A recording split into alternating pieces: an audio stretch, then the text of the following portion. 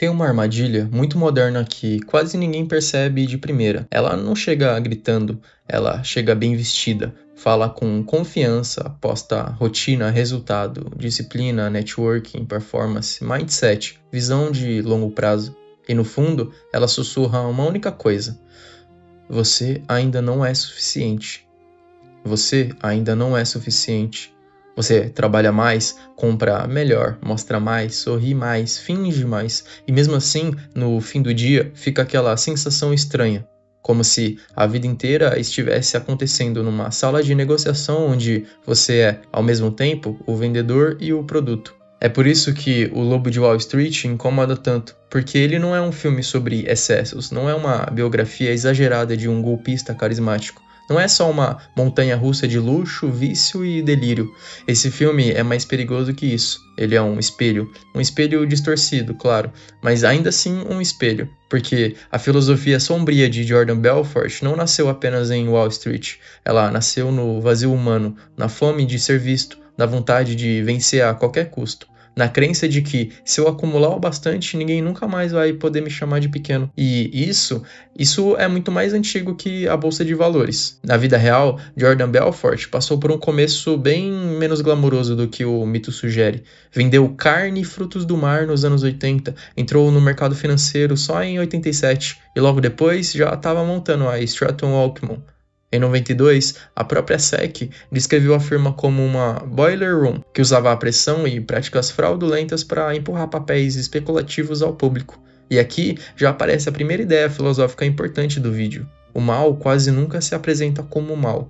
Ele se apresenta como eficiência, ambição, coragem, jogo duro e como maturidade. Ninguém acorda dizendo, hoje eu quero me tornar um monstro. A pessoa acorda dizendo, eu só quero ganhar, quero sair na frente e quero parar de perder. E aí começa a descida. Nietzsche, um dos críticos mais afiados da moral e do auto-engano, escreveu algo que parece ter sido feito para esse tipo de personagem. Quem luta com monstros precisa tomar cuidado para não se tornar um deles. E quando você encara demais pro abismo, o abismo encara de volta. Eu sei, você já tá cansado. Jordan encarou o abismo do dinheiro. E o dinheiro encarou de volta. Só que não como papel, não como conta bancária, não como liberdade. O dinheiro encarou Jordan como droga metafísica. Essa é a chave. Tem gente que usa dinheiro para viver melhor. Jordan Belfort usava dinheiro para sentir que existia. Percebe a diferença? Uma coisa é querer conforto, outra coisa é transformar o lucro numa prova de valor pessoal. Uma coisa é querer estabilidade, outra coisa é fazer da acumulação uma cirurgia espiritual. No mundo do lobo, dinheiro não compra só casa, carro e iate. Ele compra uma ilusão muito mais viciante, a ilusão de que você finalmente venceu a vergonha de ser humano. E aí entra Schopenhauer, mestre do pessimismo. Schopenhauer dizia que a vida oscila entre dor e tédio, e numa passagem famosa, resume o mundo como um lugar cheio de sofrimento, onde, quando a dor afrouxa, o tédio nos espera logo ali na esquina. É quase o retrato de Lobo de Wall Street. Quando Jordan não está sofrendo pela falta, ele está sofrendo pelo excesso. Quando não está correndo atrás, ele está entediado. Quando ele não está negociando, ele está se dopando. Não está comprando, ele está traindo. Quando ele não está subindo, ele está desmoronando. O desejo dele nunca termina, porque não foi feito para terminar. E isso não vale só para bilionário, corretor ou golpista. Vale para você, para mim, para qualquer pessoa que já confundiu intensidade com sentido. Quantas vezes você já quis muito uma coisa e no segundo em que conseguiu ela perdeu a cor? O celular novo, um emprego novo, um corpo novo, relacionamento novo, reconhecimento, aumento ou um convite, até aquele like daquela pessoa, a validação daquele grupo. A gente chama isso de realização, mas muitas vezes é só um adiantamento de vazio. E o Lobo de Wall Street entende isso de um jeito cruel, porque o filme não mostra apenas um homem rico, mostra um homem incapaz de parar. E quem é incapaz de parar não é livre, é só um escravo com recursos. Essa talvez seja a parte mais sombria de todas. Jordan parece poderoso, mas quase nunca parece livre. Ele comanda equipes, compra pessoas, humilha ambientes e manipula os mercados, mas não consegue mandar nem em si mesmo. E o homem que não consegue mandar em si mesmo pode até ter um helicóptero no quintal, um iate no mar, um escritório lotado de gente chamando ele de gênio, e ainda assim ser miserável. Sêneca, conselheiro político e filósofo estoico romano, escreveu uma frase devastadora sobre isso. Não é pobre quem tem pouco, pobre é quem deseja mais e mais. Não é o aumento da fortuna que nos enriquece, e sim a redução do apetite. Olha como isso destrói a fantasia inteira do filme. Porque Jordan não caiu só por cometer crime. Jordan caiu porque virou refém de um apetite que não reconhecia limite. E quando o apetite perde o limite, a inteligência vira cúmplice. A criatividade vira ferramenta de manipulação. O carisma vira uma arma. A disciplina vira máquina de destruição. Agora vamos lembrar de uma das cenas mais icônicas do filme e mentaliza. Talvez a mais importante, eu diria. Jordan, ainda no começo, senta diante de Mark Hanna naquele almoço e vê um gesto. A batida no peito, o som gutural, o ritmo quase tribal, aquele mantra estranho, meio animal, meio litúrgico. Muita gente acha que aquilo é só uma excentricidade memorável, uma cena engraçada ou um improviso brilhante do ator. E é mesmo, mas é mais do que isso. Na vida real, Mark Hanna existiu e aparece nas memórias de Belfort como o primeiro mentor que apresenta a ele a lógica mais corrupta do jogo. Já o gesto em si, no set, não veio do Jordan real, nem estava no roteiro. Matthew, o ator de Mark, explicou que aquilo era um ritual de relaxamento que fazia antes das cenas para sair da cabeça, encontrar o tom do personagem e aquecer o corpo e voz. Leonardo DiCaprio viu e perguntou o que ele estava fazendo, sugeriu colocar aquilo na cena, e Matthew contou que resolveu usar o gesto no início e no fim para ver se o jovem Jordan estava na mesma frequência. Repara no peso simbólico disso. Fora do filme, o gesto era um aquecimento do ator. Dentro do filme, ele vira um rito de iniciação. É o momento em que Jordan não aprende apenas uma técnica, ele aprende uma frequência. Ele vê pela primeira vez que Wall Street não é só um mercado, é uma tribo, uma religião, uma seita elegante onde o altar é o lucro e a alma humana entra como combustível. A batida no peito parece dizer: esquece consciência, esquece medida, esquece verdade, sente o ritmo, entra no transe, aprende a querer sem parar. É quase uma missa do capital. E presta atenção no detalhe mais perturbador. Jordan não aprende isso num beco escuro, ele aprende isso num almoço sofisticado. E é assim que a corrupção sofisticada funciona. Ela não chega com cara de vulgaridade, chega com terno, vinho, conselho e humor. Ela te faz rir antes de te deformar. Tem outra camada aí. Matthew disse que o som vinha da trilha mental do personagem, do ritmo interno daquele homem. Isso é poderoso demais, porque todo mundo tem uma trilha mental. Tem gente vivendo no ritmo da ansiedade, no ritmo da carência, vivendo no ritmo da comparação, no ritmo da vingança silenciosa contra o passado. Jordan vive no ritmo da expansão infinita. Mais comissão, mais euforia, mais mulheres, mais risco, mais aplauso, mais barulho e mais excesso.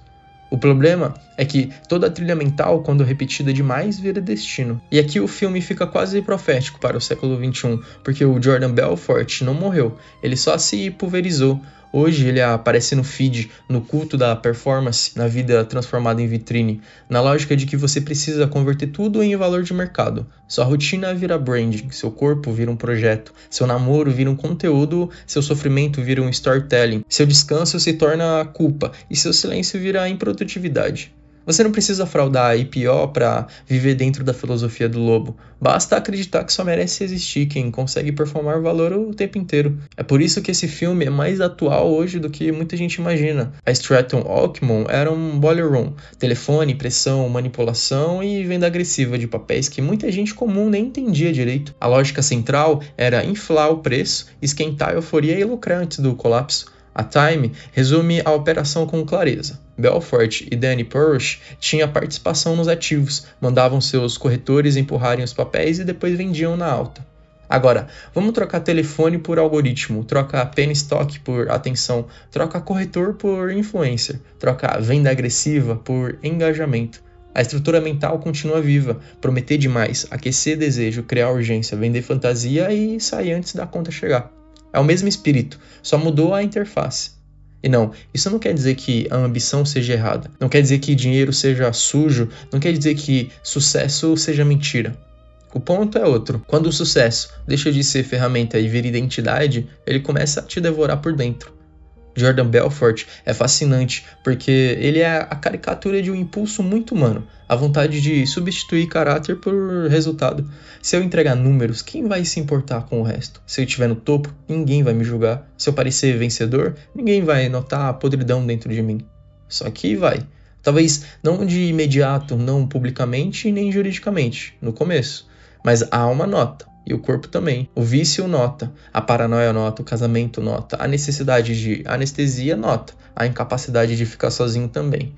Na história real, a máquina não era só teatral, ela produziu consequências concretas. Em 99, Belfort se declarou culpado por fraude em valores imobiliários e lavagem de dinheiro ligada à manipulação de ações de 34 empresas. Em 2003, um juiz federal determinou restituição de 110,4 milhões aos investidores e Belfort acabou cumprindo 22 meses de prisão de uma pena de 4 anos. Outras fontes também associam o esquema a perdas de até 200 milhões para investidores. E esse é o ponto que muita romantização do filme tenta esconder. Por trás da comédia havia vítimas, por trás do carisma havia destruição, por trás das festas havia gente comum sendo moída. A SEC já apontava nos anos 90 o uso de práticas fraudulentas e vendas sob alta pressão. E no caso, Steve Madden descreveu inclusive acordos secretos, distorções de prospecto e uma manobra simulada para esconder a participação de Belfort. Então, quando alguém vê O Lobo de Wall Street e pensa só, cara, que vida absurda, queria ter vivido isso. Talvez esteja enxergando o filme com a mesma cegueira com que o sistema enxergava Jordan, confundindo brilho com grandeza. Brilho não é grandeza. Às vezes brilho é só incêndio. E tem outra coisa muito séria aqui. Jordan não era burro, ele era inteligente. Talvez justamente por isso que tenha ido tão longe. Isso desmonta uma crença confortável, que muita gente tem, a de que gente instruída naturalmente faz o certo. Não faz. Inteligência sem ética só produz um predador mais eficiente. Oratória sem caráter vira hipnose. Autoconfiança sem freio é tirania. Disciplina sem verdade vira fanatismo elegante. É por isso que eu acho o filme profundamente filosófico. Ele escancara a pergunta que a nossa época tenta evitar. O que exatamente você está treinando dentro de si? Porque dá pra treinar foco e destruir sua alma. Dá pra treinar persuasão e virar um manipulador. Dá pra treinar coragem e perder a consciência. Produtividade e nunca mais saber descansar. Dá para treinar a ambição e atrofiar a sensibilidade. Nem toda evolução é elevação. Talvez o maior erro de Jordan tenha sido tratar pessoas como instrumentos, e assim mesmo como uma empresa de crescimento infinito. Só que seres humanos não foram feitos para crescimento infinito, foram feitos para ritmo, para limite, pausa, vínculo e sentido. Quando você tenta viver como uma ação que precisa subir para sempre, uma hora você quebra. E aí que a crítica do filme fica quase espiritual, porque o lobo não devora apenas os outros. No fim, ele só se devora. E tem um detalhe perverso na forma como a sociedade recebe essa história. Muita gente condena Jordan moralmente, mas admira secretamente a energia dele. Admira o magnetismo, a sua linguagem, sua coragem social e sua capacidade de dominar uma sala inteira. Isso revela uma verdade até que desconfortável. Nós dizemos que amamos virtude, mas muitas vezes somos seduzidos mesmo por força sem freio. Por isso o filme funciona tão bem, porque ele nos acusa sem apontar o dedo, ele mostra o grotesco de um jeito tão divertido que obriga você a se perguntar, em que parte disso tudo eu também acredito? Na ideia de que se eu ganhar resolve tudo? Na ideia de ser admirado vai me curar? Na ideia de que desde que pareça sucesso, o custo interno não importa? E aqui talvez esteja a aplicação mais prática de toda essa história. Não é sobre fugir do dinheiro, é sobre não fazer dele um deus. Não é sobre rejeitar a ambição, é sobre não entregar sua consciência a ela. É sobre perceber quando o desejo deixou de servir a sua vida e passou a mandar nela. Talvez você não precise se perguntar quanto eu quero ganhar. Talvez a pergunta mais séria seria o que eu me torno ao ganhar isso. Porque é aí que a filosofia sombria de O Lobo de Wall Street encosta na sua vida real. No trabalho em que você sorri pra gente que despreza, na meta que começa a correr sua dignidade, na rotina que te deixa mais eficaz e menos humano, na postagem que você faz não para se expressar, mas para não desaparecer, no relacionamento em que você performa valor de mercado o tempo inteiro, na sensação de que descansar parece fracasso. O lobo não começa no crime. O lobo começa quando você aceita viver sem centro. Sêneca avisou que riqueza sem medida não cura a pobreza interior. Schopenhauer mostrou que o desejo solto não entrega paz, só alterna correria e vazio. Nietzsche alertou que ao combater monstros ou fitar o abismo por tempo demais, a gente corre o risco de incorporar aquilo que jurava dominar. E Jordan Belfort virou exatamente isso, um homem tão treinado para conquistar o mundo que esqueceu de permanecer inteiro.